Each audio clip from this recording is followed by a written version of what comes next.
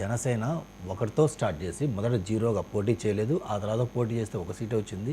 ఈరోజు 100% strike rate వచ్చింది sir. So వీళ్ళ అలాగే అభివృద్ధి చెందాలని వాళ్ళు కూడా భారతదేశంలో పునర్నిర్మాణంలో కానీ, ఆంధ్రప్రదేశ్ పునర్నిర్మాణం కానీ జనసేన కూడా తన వంతు తన పాత్ర పోషించాలని, వాళ్ళు కూడా ఆంధ్రప్రదేశ్ రాష్ట్రం ఎదగడానికి తన వంతు తను కృషి చేయాలని చెప్పి కాంగ్రెస్ పార్టీ తరఫున మేము కూడా కోరుకుంటున్నాం సార్. వాళ్ళకి వన్స్ అగైన్ హ్యాపీ బర్త్డే చెబుతున్నాం సార్. రైట్. మస్తాన్ గారు సార్ చెప్పండి. Good morning sir. ఇప్పుడు జనసేన ఈ మరింత పరిపాలన పరంగా లేదా ప్రజలకు సేవలు అందించే పరంగా స్వాతంగా పవన్ కళ్యాణ్ గారు ఏదైతే జనసేన పార్టీ స్థాపించారో అవి ప్రజలకు మేలు కలిగేలాగా జనసేన మరింత అభివృద్ధి చెందాలని కోరుకుంటూ శుభాకాంక్షలు తెలియజేస్తున్నాను. ఇప్పుడు జనసేనకు సంబంధించి ప్రస్థానం చూసినట్లయితే మనం అనేక ఒడిదుడుకులు పరిస్థితి 11 సంవత్సరాల్లో ఇవాళ 12వ ఆవిర్భావ దినోత్సవం. మొదటగా ఆయన సినిమా యాక్టర్ గా పెట్టారు. ఇదేమి పార్టీలే 3 ముచ్చటగా ముగిసిపోయింది అనే యాంగిల్ గా అందరు తీసుకున్నారు. కానీ ఆయన పార్టీ పెట్టిన నాటి నుంచి చెప్తానే ఉన్నారు.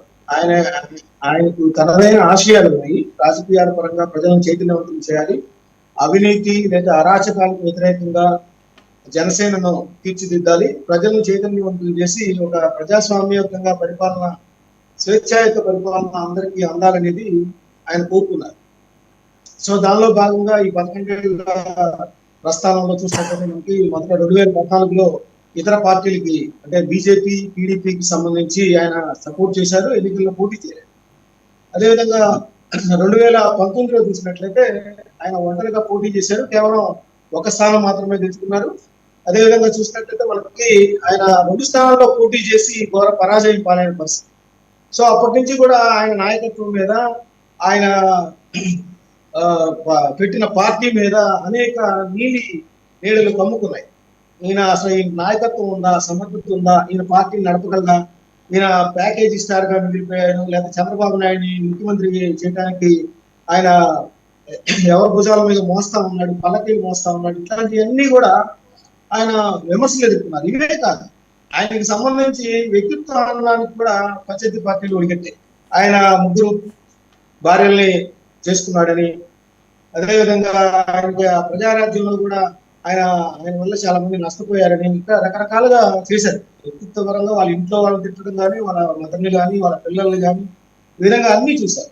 సరే, అయితే ఆయన ఇవన్నీ కూడా పట్టించుకోకుండా తనదైన శైలిలో ఏదైతే సాధించుకుంటున్నాడో, వారాహి అని ఒక వాహనాన్ని అమ్మవారి పెట్టుకొని దాన్ని కూడా విమర్శించారు. అది పంది వాహనం అన్నారు, అసలు ఆ వాహనం ఏం చేయగలరు అన్నారు, అది కూడా ఉంది.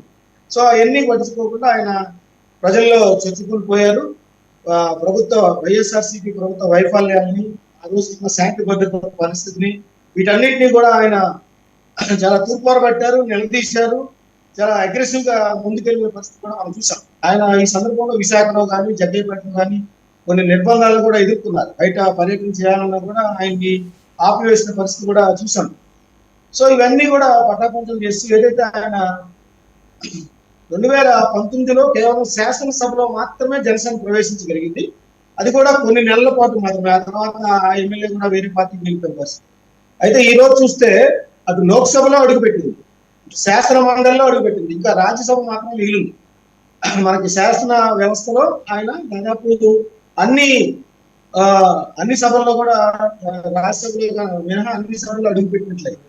సో అదొకటి. రెండవది ఏంటంటే 21 స్థానాల్లో ఆయన పోటీ చేసి 21 స్థానాలు కూడా గెలుచుకొని దేశంలోనే చరిత్ర సృష్టించిన పరిస్థితి. ఈ రోజు ఆయన పర్యటనల కోసం ఇతర రాష్ట్రాల్లో కూడా బీజేపీ తీసుకెళ్తుందంటే ఆయన ఆయన క్రేజ్ ఎంత దాకా వెళ్ళిందో కూడా మనం చూడొచ్చు. ఇవన్నీ కూడా ఈ 11 ఏళ్లలో ఆయన సాధించిన పరిస్థితి. అయితే ఆయన వీటన్నిటిని కూడా ఆయన తలకెక్కించుకోవట్లేదు. ఆయన ఏం చెప్తున్నారంటే, మనకి 21కి పోటీ చేస్తే 21కి, లోక్సభకి 2 పోటీ చేస్తే 2 గెలిపించారు కాబట్టి మనం ఒళ్ళు దగ్గర పెట్టుకొని ప్రజలకు సేవలు అందించాలి. ప్రభుత్వంలో తప్పిదాలు జరిగినా కూడా వాటిని వేలెత్తి చూపి వాటిని సరిదిద్దుకునే కార్యక్రమాలు చూడాల్సిన అవసరం ఉంది. మీరెవరు కూడా తలకెక్కించుకుంటారండి. ఎందుకంటే ఇప్పుడున్న మోస రాజకీయాలకు భిన్నంగా ఆయన వెళ్తున్న పరిస్థితి కూడా మనం చూడొచ్చు.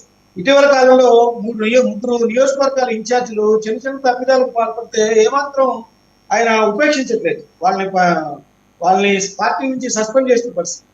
మనకు ప్రతిపాటు చూడొచ్చు. ఆ సూపరింటెండెంట్ మీద, లేడీ సూపరింటెండెంట్ మీద ఆయన ఏదో నోరు పారేస్తున్నారు. అదేవిధంగా కిరణ్ రాయల్ గారు చూస్తే ఒక మహిళకు సంబంధించిన ఆరోపణలు వచ్చాయి. అదేవిధంగా పెనమలూరు చూస్తే అంటే సైకిల్ స్టాండ్ నిర్వహించారు. ఈ విధంగా ఆయన వ్యవహార శైలి చూస్తే ప్రజలు కూడా చర్చ ఇలా ఇంత మంచి నాయకుడు ఈ విధంగా కొత్త ఒరవడి సృష్టిస్తా ఉన్నారు అనేది కూడా ముందుకు వెళ్తారు. ఇంకోటి ఏంటంటే మనకి చంద్రబాబు నాయుడు గారిని కానీ లేదంటే జగన్ గారిని కానీ తీసుకుంటే అనేక రకాలైన ఆరోపణలు వాళ్ళ యొక్క రాజకీయ జీవితాలపైన వచ్చిన పరిస్థితి కూడా ఉంది. అవినీతి ఆరోపణలు ఎదుర్కొంటున్నారు, జైలుకి వెళ్ళిన పరిస్థితి ఉంది. వాటన్నింటినీ చూసినప్పుడు పవన్ కళ్యాణ్ ఆశాదీపంగా కనిపిస్తారు. నిజానికి ఒక పారదర్శక పాలన అందించాలని, లేదంటే రాజకీయ నాయకులు వాళ్ళ వ్యవహార శైలి సేవగా భావించాలి, రాజకీయాలు సేవగా భావించాలి తప్పితే ఆర్జనకు వాటిని పరమావధిగా చేసుకోకూడదు. సేవ చేసుకునే మనం ముందుకెళ్ళాలనేది ఆ విధంగానే ముందుకెళ్తున్న పరిస్థితి. ఈ రోజు పార్టీ ఆవిర్భావ దినోత్సవం సందర్భంగా ఆయన ఏం చెప్తారు, 2029 నాటికి జనసేనను ఏ విధంగా రాష్ట్రంలో ఒక ప్రత్యామ్నాయ రాజకీయ శక్తిగా తీర్చిదిద్దుతారు అనేది అందరూ కూడా ఎదురు చూస్తున్న ఇంకొక అంశం ఇక ఆయన- మస్తాన్ గారు, ఇంకొక అంశం, ఆయన కుమారుడు అకీరానందన్ కూడా ఈరోజు స్పెషల్ పర్ఫార్మెన్స్ ఇవ్వబోతున్నారు, తనతో పాటు తీసుకురాబోతున్నారు. బహుశా మరి యువ నాయకుడిగా ఇంట్రడ్యూస్ చేయడానికి కావాల్సిన ప్లాట్ఫామ్, అంటే ఇంకా అతనికి ఏజ్ రావాలి, ఇంట్రడ్యూస్ చేయడానికి కావాల్సిన ప్లాట్ఫామ్ నిర్మించడానికి తీసుకొస్తున్నారా, అలా అనుకోవచ్చా?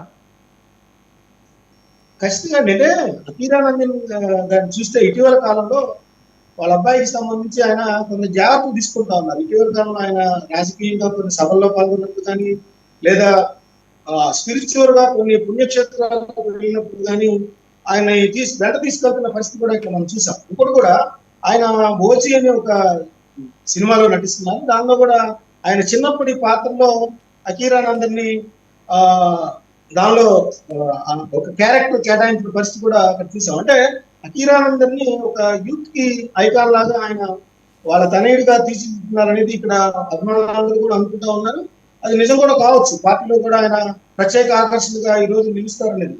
ఇటీవల కాలంలో ఏంటంటే మన ప్రతిపక్ష పార్టీకి సంబంధించిన శాసనసభాపక్ష నేత మాజీ ముఖ్యమంత్రి జగన్మోహన్ రెడ్డి గారు ఒక విమర్శ చేశారు. ఆయన కార్పొరేటర్కి ఎక్కువ, ఎమ్మెల్యేకి తక్కువ.